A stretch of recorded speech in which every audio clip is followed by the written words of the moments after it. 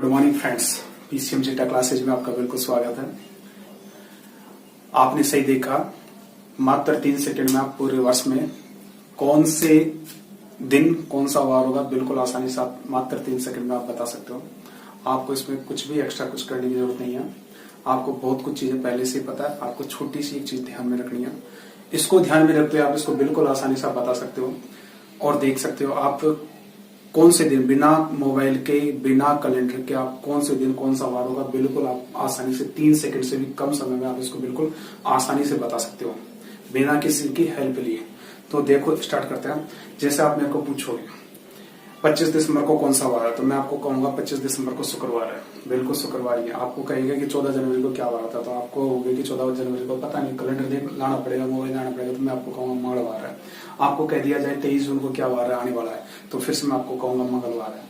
आपको कह दिया 2 जून को क्या वार आने वाला, तो मैं आपको कहूंगा गुरुवार है। तो बिल्कुल आसानी से इसी तरीके से आप इसको बता सकते हो कि आप कौन से महीने में कौन से दिन क्या वार होने वाला है। बिल्कुल आसानी से 3 सेकंड से भी कम समय में आप इसको आसानी से बता सकते हो।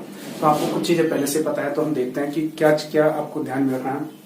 आपको पता है कि वार सोमवार, मंगलवार, बुधवार, गुरुवार, शुक्रवार, शनिवार और रविवार, Sunday, Monday, Tuesday, Wednesday, Thursday, Friday, Saturday. इस प्रकार से अपने पास कितने दिन होंगे? 7 दिन होंगे। इसी प्रकार से अपने पास मंथ है जनवरी, फरवरी, मार्च, अप्रैल, मई, जून, जुलाई, अगस्त, सितंबर, अक्टूबर, नवंबर, दिसंबर। ये आपको पहले से ही पता है। तो फिर नया क्या है? तो नया क्या है देखो आप, सोमवार को देखते हैं पहला नंबर। सोमवार आपको पता है पहला नंबर है, मंगलवार दूसरा नंबर पे, बुधवार तीसरा नंबर, गुरुवार चौथे नंबर पे, शुक्रवार 5वें नंबर पे, शनिवार 6 नंबर पे और रविवार अपने पास 0 नंबर पे। बस आपको ये ध्यान रखना है सोमवार कितने नंबर पे? 1 नंबर पे। आपको पहले से पता है सोमवार पहला दिन है, मंगलवार दूसरा दिन है, बुधवार तीसरा दिन है, गुरुवार चौथा दिन है, शुक्रवार 5वां दिन है, शनिवार 6ठा दिन है और रविवार संडे यानी 0 है। बिल्कुल 0 आपके पास है। इसी प्रकार आपको जनवरी, फरवरी, मार्च, अप्रैल, मई, जून, जुलाई, अगस्त, सितंबर, इसमें आपको थोड़ा सा इसको में ध्यान रखना पड़ेगा कि जनवरी में सबसे पहले हम बात करते हैं जनवरी में। तो जनवरी के लिए अपन ध्यान रखते हैं 2, फरवरी के लिए 5, मार्च के लिए 6 और अप्रैल के लिए 2। इस प्रकार से आप जनवरी के लिए देखोगे तो 2 है, फरवरी के लिए 5 है, मार्च के लिए 6 है और अप्रैल के लिए 2 है। इसी प्रकार मई के लिए आप देखोगे तो मई अपने पास है 4 है, जून है 0, इसके बाद जुलाई 2 है और अगस्त है 5। इसके बाद सितंबर देखोगे तो 1 है, 3 है, 6 है और 1 है। आपको केवल और केवल ये नंबर याद रखना है और बिल्कुल आसानी से आप इसको याद कर सकते हो। जैसे ये अपने पास है 25, 62, दूसरे नंबर पे अपने पास है 40, 25 और तीसरे नंबर पे अपने पास है 13, 61। बिल्कुल आसानी से आप इसको पता कर सकते हो। इसके साथ में आपको 7 का पढ़ा बिल्कुल आता है आपको। तो 7 एकम 7, 7 दूनी 14, 7 21, 7 चौक 28, 7 पंजे 35। पूरा नहीं आता तो इतना तो आता ही आपको, ठीक है। तो इतना आता है तो आप इसको बिल्कुल आसानी से आप निकाल सकते हो। बिल्कुल आप तैयार हो इसके लिए। आपको कोई से भी दिन आपको केवल ये ध्यान रखना है 25, 62, 40, 25 और 13, 61। इसके अलावा इसको भी आपको ध्यान रखने की जरूरत नहीं है। आपको पहले से पता है सोमवार यानी 1 दिन, मंगलवार यानी 2 दिन। इसी प्रकार आपके पास जनवरी है, इसको आपको ध्यान रखना है 25, 62, 40, 25 और 13, 61। देखते हैं किस प्रकार से आप इसको निकालोगे। तो हमें पूछ लिया जाए कि जैसे आपको पूछा जाए 25 अप्रैल, 25 अप्रैल को कौन सा वार था, तो बिल्कुल आसानी। अप्रैल में कितना जोड़ना है? 2। अप्रैल में कितना है? 2। तो 25 और 2 कितना हो गया? 27।